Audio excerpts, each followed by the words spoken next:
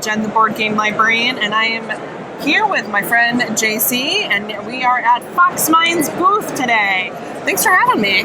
A pleasure, always. No, JC is one of my favorite people in gaming, I would say. That's nice. No, that's a cool thing. I've always appreciated like your candor and your honesty, and I mean, you're supportive of me, which is always really cool too. But I've been a fan of your games too, so that's great. That's a good match. It's a good match. So we're here to talk about Bermuda Pirates. I think this one you will like even more so because it's pretty like we have so many good games, but this one has been in the works for 2 years now, and it's totally worth it. The time we spent on it shows a lot in the design and the cleverness it has in the gameplay, because it's not only it's a dexterity game that involves memory, but also a lot of action is going on during the game.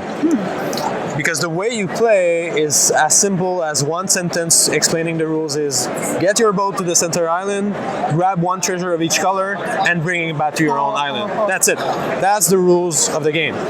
So people are asking, well, how do you do that? Simple. You take one finger, you push your boat from the back like this, up until you reach an obstacle. That's called a whirlpool, actually. So we'll try it.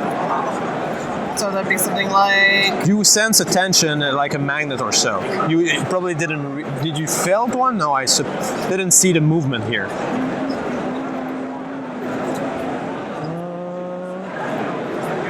Go ahead, you're doing good.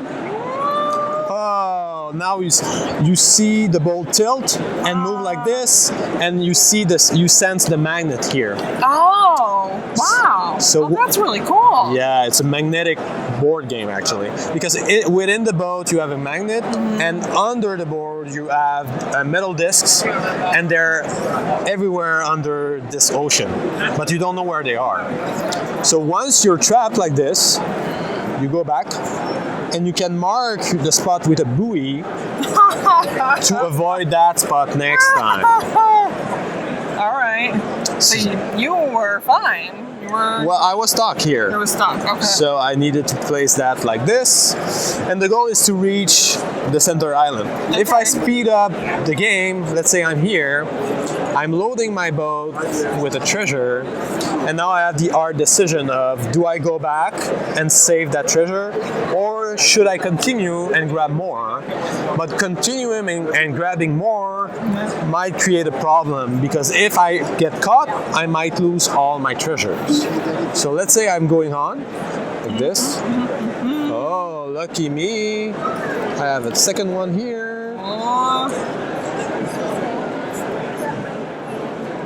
To be so I got caught, but you see the treasure spilled out. Yeah. So what's fun here is I go back to this island, but the red player could actually try and grab those later.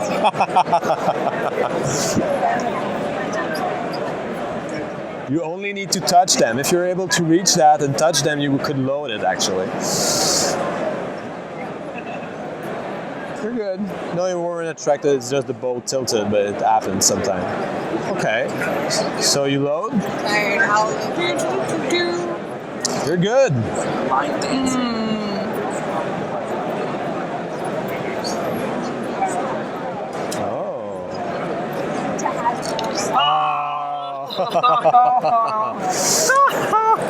So this is really the fun part of the game, because kids and adults, like adults have the same reaction as you had, meaning that once you get close to a magnet and you don't expect it, it's the first time playing it and having that tension sense of the magnet. It's like, oh, it's like getting caught in a trap. Oh yeah. And the treasures flying off creates a lot of chaos, because you have those treasures spilled out all over the ocean, making it easier. It speeds up the game too, because it's closer to the island afterwards.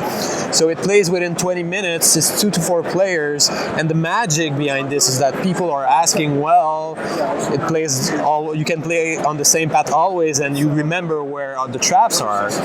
But the magic behind this, do I have the boards here somewhere? I don't. I think I don't have them now. But under the board is, I don't know if the camera will see, but you have these underboards here. Under here you have 4 underboards. Those underboards are divided in 4, and you can swap them, mix them up, and put them back, so you create over 250 different puzzles.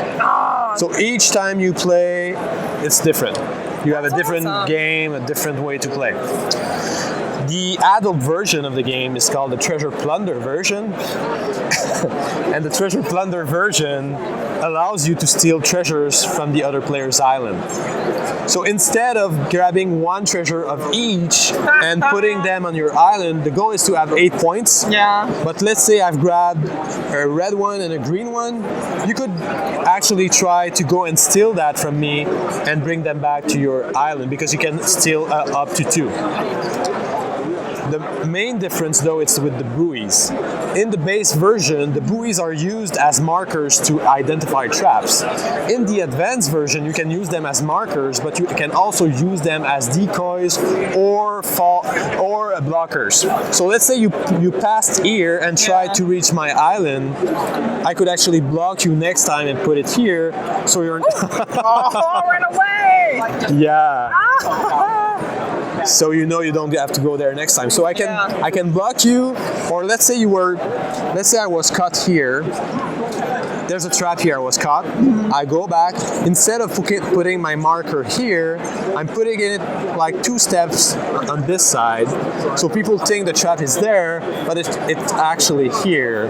So they won't remember. So they pass here and they get caught. So that's part of the strategy of the game. Yeah. 2 levels of play. Yeah. A younger version, an older version of the game. I love the artwork on it too. Yeah. It's super dynamic, the board, and all these little creatures that are in there. They're meant for kids to memorize where the traps are. So if you have a magnet under the seagull, you remember that it's here. So it's part of the artwork, but it's part of also the game. No, that's awesome. Some of the things I've been really liking about the games from Foxmind are that many of them are not language dependent. Yeah, well, we're from Montreal, so the reality is to have both English and French, and as language is out of the game most of the time. That Match Madness, Collecto, which I loved. Yeah, that was awesome. And this one too. I work in a community where many different languages are spoken, so that is super helpful in terms of it being played by many different people too. So that's cool. I like that. So price point on Bermuda. This is $30, so very affordable. Yeah. Anything else you'd like to? Well, I think Bermuda Pirates is we have a feeling this is going to be an evergreen for us, because nice. Yeah, we've spent so long time to develop the game and perfect it, and if people have a chance to try it, they will understand what's once you get in front of the board and try it, this is where you get the sense of what the game's about. You need to try the game to enjoy it to its fullest. It's hard to even though you see a video or you read an article about it, it's really sitting down and trying the game to get the best of it. No, I had a blast even with the little. Yeah, you seem to have fun already. Yeah, no, it's a different type of dexterity game too. Yeah, it's different. Yeah, awesome. Thank you again. Thank you so much. And we'll see you next time.